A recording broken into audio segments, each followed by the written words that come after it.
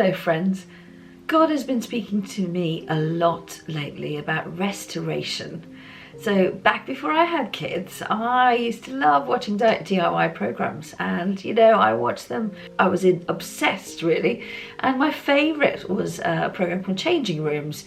Now the aim of the program is normally to change a few of the rooms in a family's state, and and turn them into something a bit more decent. Well, there's this one particular project that Linda Barker had, and she had these vintage teapots that were worth quite a lot, and she had to recreate this particular room and also save those teapots. Well, she decides to create this retro swimming shelf. Well, you can imagine the rest. It wasn't a very pretty ending.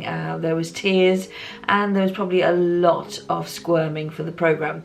Now, what if I told you that God can take our most toxic issue, the thing or the person or the situation that we're battling with, and just turn it around?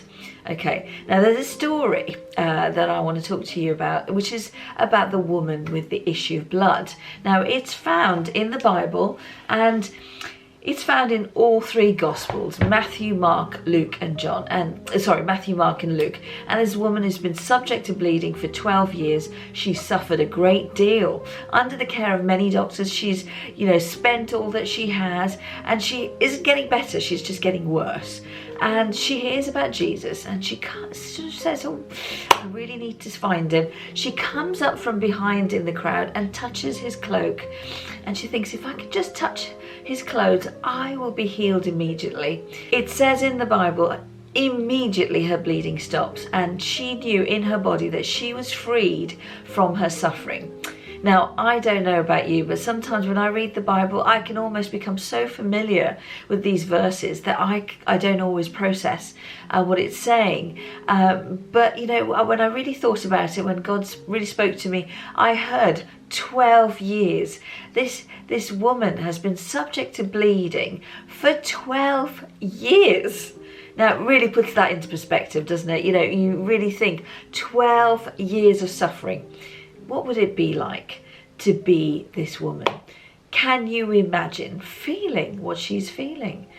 Can you imagine not being able to lie in a bed with your spouse or your partner without making it so that he or she would have to go through this elaborate cleansing ritual?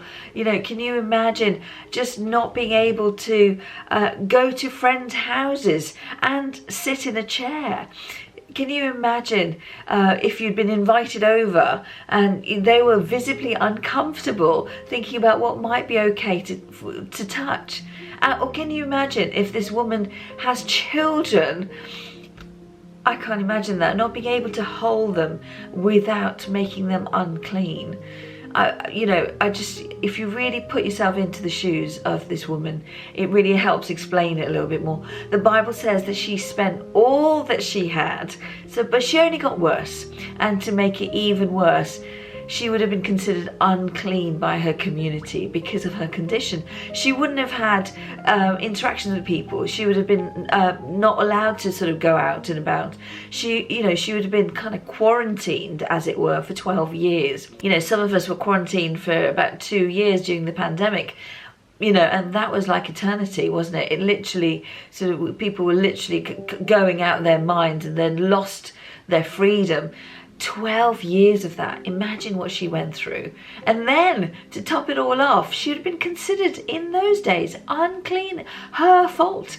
People who said, oh, well, it's because of her parents, or because, it's something that she has got, something that she must have some sort of sin in her life. Should have been looked at in disdain, looked down on. She wouldn't have had anyone to rely on, no social circles, no friends. She would have been completely broken. So not just physically hurting for 12 years, she would have been financially hurting, but also emotionally hurting. And after 12 years, she just became known for her issue. She was just stuck.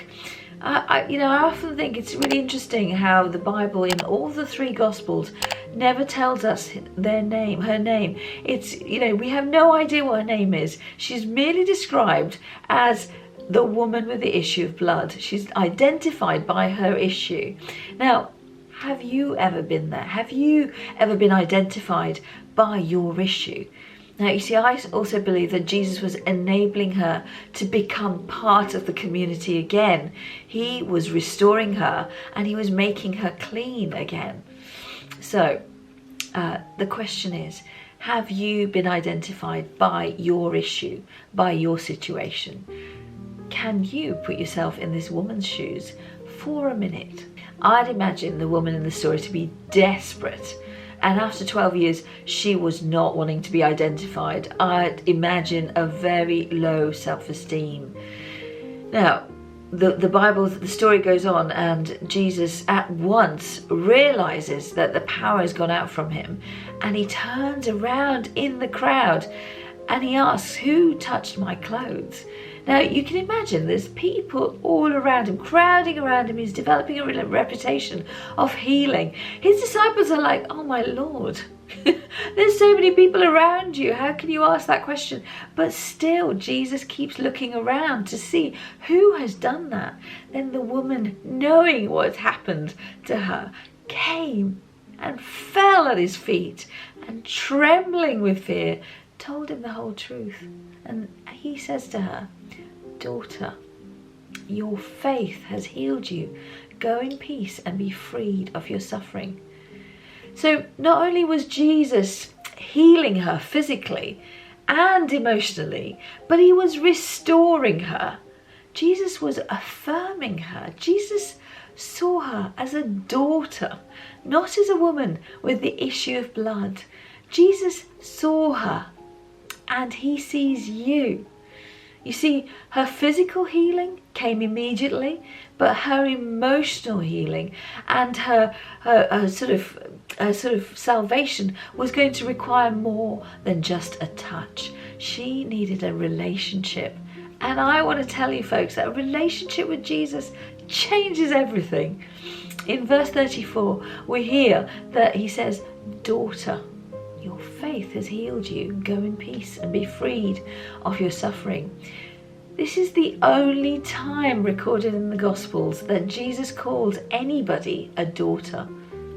He called her daughter because he needed to change more than her condition. He needed to restore her and her role in the society.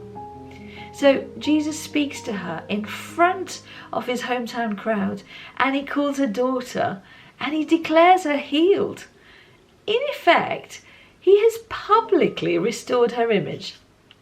See, I believe Jesus wants to renew you and restore you into fullness. Now, sometimes Jesus doesn't always answer our prayers in the way we want. Sometimes healing doesn't happen. Sometimes it does. But Jesus will always hear our prayers, and he will always come when we ask him to come.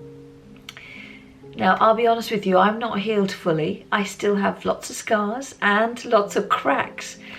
I didn't have a fantastic role model in my dad.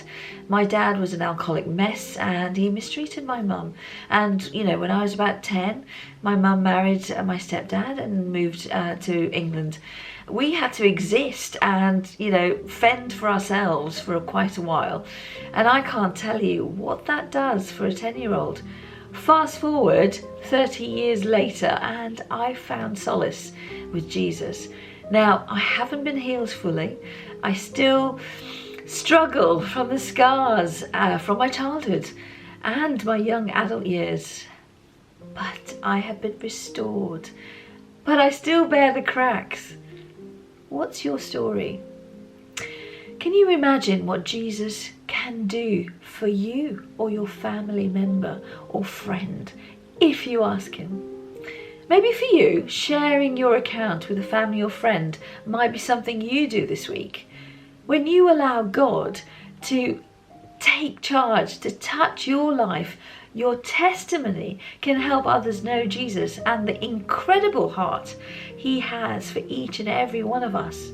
See, I believe Jesus wants to restore you or someone that you know into fullness today. Thank you for watching. If you're able to share this post, please do so. There is someone or some people that are struggling, and I believe Jesus is reaching out to you. If you feel like this has spoken to you, I'd love to hear from you. Do post a comment so that will help me to pray for you. And know that you are loved beyond measure. From my heart to yours.